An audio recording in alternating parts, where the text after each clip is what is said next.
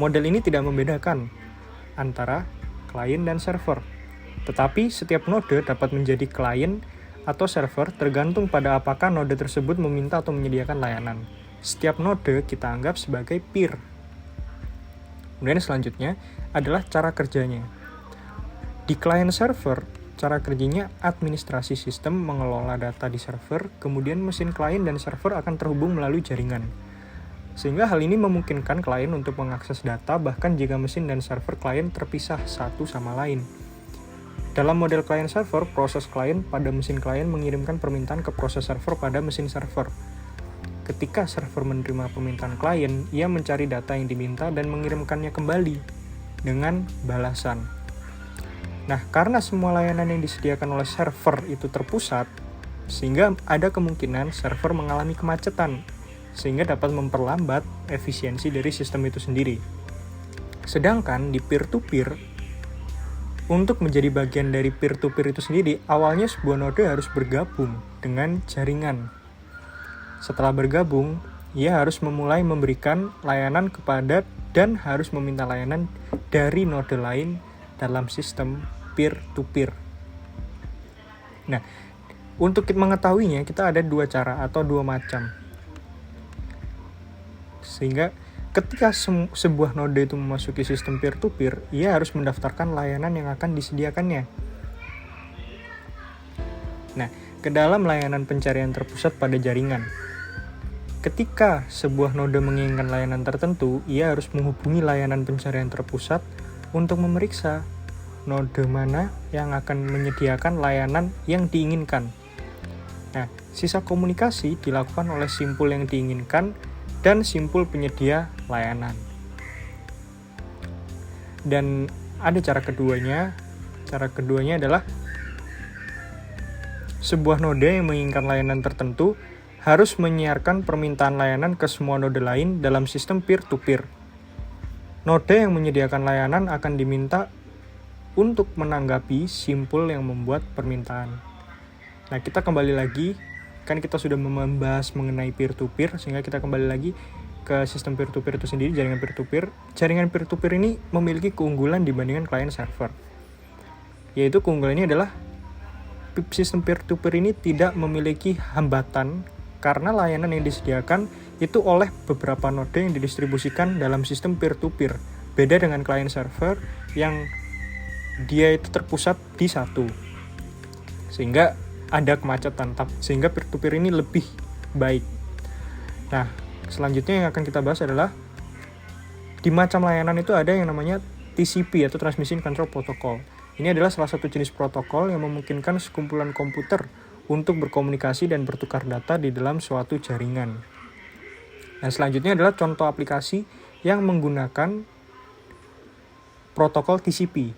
Ada Telnet, kemudian FTP atau File Transfer Protocol, dan selanjutnya ada SMTP atau Simple Mail Transfer Protocol yang akan kita bahas nanti. Kemudian yang selanjutnya adalah UDP atau User Datagram Protocol. Ini adalah salah satu protokol lapisan transport TCP atau IP yang mendukung komunikasi yang tidak handal atau unreliable tanpa koneksi antara host dalam jaringan yang menggunakan TCP atau IP.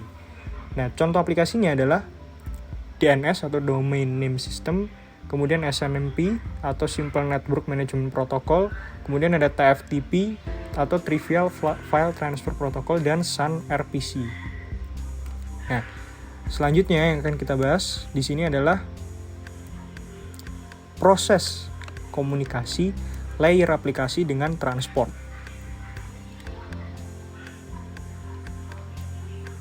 Nah, layer aplikasi itu sendiri bertugas untuk menangani interface antar aplikasi dan pengaturan aplikasi dalam mengakses suatu jaringan dan pembuatan pesan yang mendeteksi error pada jaringan. Sedangkan transport layer merupakan bagian dari model OSI layer yang termasuk dalam ilmu dasar jaringan komputer. Fungsi dasar yang dimiliki yakni kemampuan transport, memecah dan menyatukan data, mengendalikan jenis koneksi, mengendalikan alur koneksi, dan mendeteksi error. Kemudian yang akan kita bahas selanjutnya adalah alur proses dari protokol HTTP.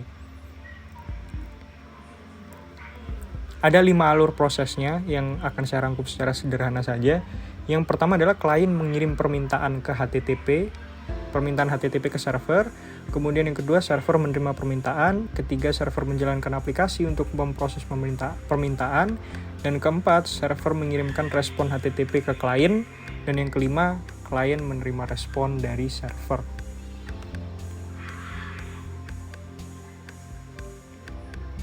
Nah, di poin yang keempat, kita akan membahas mengenai alur proses dari protokol yang sudah kita singgung tadi adalah SMTP, IMAP, dan POP.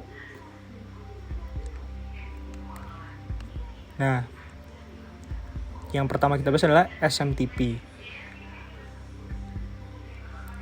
Ketika user akan mengirimkan sebuah surat elektronik, maka surat elektronik tersebut yang dikirimkan oleh user menggunakan protokol SMTP. Jadi surat-surat elektronik yang kita kirim itu menggunakan protokol ini. Kemudian surat tersebut akan masuk ke dalam email server untuk dicocokkan dengan alamat email penerima.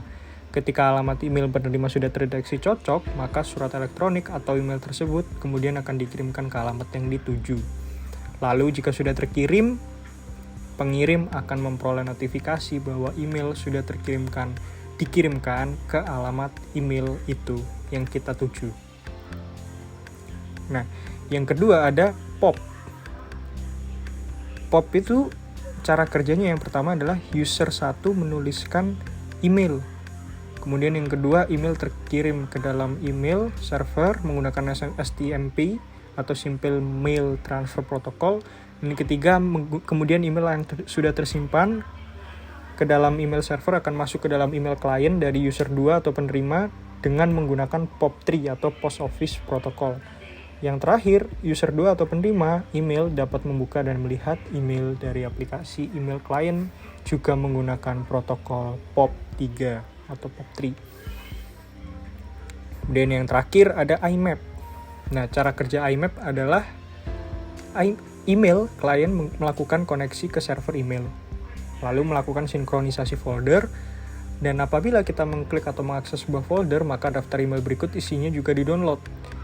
Apabila kita menghapus sebuah email, maka email pada server juga dihapus. Dengan kata lain, protokol IMAP seakan-akan memindahkan semua isi mailbox kita ke dalam email klien kita sendiri. Mungkin kita semua ada yang bingung cara kerja contohnya dari SMTP ini tadi gimana. Jadi ini adalah contohnya.